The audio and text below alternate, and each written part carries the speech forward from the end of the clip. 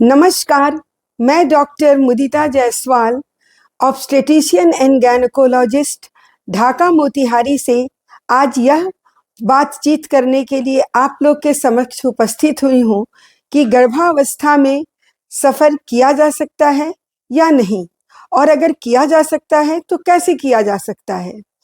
सफ़र करना गर्भावस्था में पूर्ण रूप से वर्जित नहीं है। अगर जरूरी हो तो आप चिकित्सक के परामर्श से सफ़र कर सकते हैं। गर्भावस्था में सफ़र करने के लिए दूसरी तिमाही यानी 14 सप्ताह से लेकर 28 सप्ताह तक के बीच की प्रेगनेंसी या गर्भावस्था में आप सफ़र कर सकते हैं। यह सबसे ज़्यादा सुरक्षित समय है।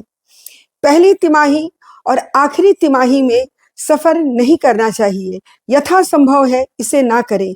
फिर भी अगर आपको मजबूरी है तो चिकित्सीय परामर्श से आप इस सफ़र को कर सकते हैं। कुछ एक स्थिति में किसी भी हालत में सफ़र नहीं करना चाहिए, जैसे अगर आपकी प्रेगनेंसी हाई रिस्क है यानी जोखिम वाली प्रेगनेंसी है। हाई रिस्क प्रेगनेंसी या उच्च जोखिम वाली प्रेगनेंसी की पहचान कैसे करेंगे? इसके लिए सबसे पहले अगर आपके पास गर्भपात का इतिहास हो या इस गर्भावस्था में आपको खून गिरा हो या बार बार दर्द होता हो, पानी गिरा हो या थोड़ा बहुत पानी आता है, फिर समय से पूर्व प्रसव का इतिहास हो, ऐसे प्री टर्म, जिसे हम प्री टर्म डिलीवरी कहते हैं, प्लेसेंटा यानी पुरैन नीचे हो जिससे खून गिरने का खतरा रहता है, आपको जुड़वा बच्चे हों, इस गर्भकाल में आपको जुड़वा बच्चे अगर रुक गए हैं तो भी आप बिल्कुल सफ़र करने की ना सोचें। अगर आपका ब्लड प्रेशर हाई है या फिर आपके गर्भाशय की ग्रीवा में यानी सर्विक्स में अगर टाँके लगे हो तो भी सफ़र करना पूर्ण रूप से वर्जित है। अब सवाल उठता है कि गर्भावस्था में हवाई, समुद्री, सड़क या रेल किस विधि सफ़र करना चाहिए। आप अपने बजट के अनुसार किसी को भी चुन सकते हैं। ऐसे बहुत लंबे सफ़र के लिए हवाई यात्रा या रेल यात्रा ही सुरक्षित है और आरामदेह है।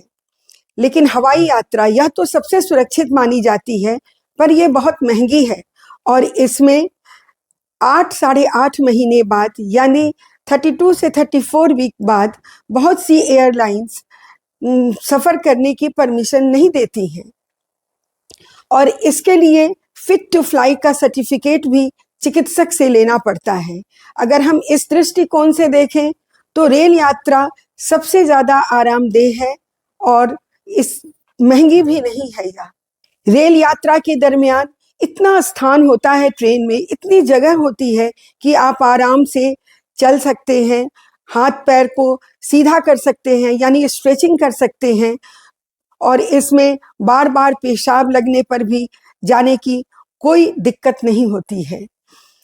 अगर आपका सफ़र छोटा है तो यानी 4-5 घंटे का है तो आप सड़क से भी जा सकते हैं, कार या बस से। कार और बस में कार को प्रिफर करना ज़्यादा अच्छा है। हर समय अगर आप जब भी सफ़र करते हैं तो घंटे 1.5 घंटे के बाद आप ब्रेक लें, चाहे वो रेल में हो या फिर कार में हो या बस में। उसके बाद आप उतरें या टहलें और स्ट्रेचिंग करें। ऐसा करने से पैर में खून का बहाव चालू रहता है जिससे डीप वेन थ्रोम्बोसिस की संभावना बिल्कुल घट जाती है। अब हम यह बात करते हैं कि सफ़र के दरमियान किन किन बातों का ध्यान रखना चाहिए। सबसे पहले अगर आप कार से सफ़र कर रहे हैं तो आप सीट बेल्ट अवश्य लगाएं, यानी सीट बेल्ट को टमी के सबसे निचले हिस्से में लगाएं, ऊपर ना लगाएं। टमी यानी आपका निकला हुआ पेट। डैशबोर्ड को आप अपने सीट से मैक्सिमम दूरी पर रखें ताकि पैर फैलाने की, पैर को घुमाने की, उंगलियों को चलाने की सुविधा बनी रहे। 4 से 5 लीटर पानी पिए और जितनी बार भी पेशाब लगे आप बार बार पेशाब जाएं, वहाँ जाने में बिल्कुल न हिचकिचाएं। अक्सर महिलाएं पेशाब रोक लेती हैं जिससे यूरिन के इन्फेक्शन की संभावना होती है। समुद्री यात्रा भी बहुत ही सुरक्षित और आरामदेह है, बशर्ते कि आपको सी सिकनेस ना होता हो, क्योंकि बड़े बड़े शिप और क्रूज पर मेडिकल सर्विसेज भी उपलब्ध होती हैं।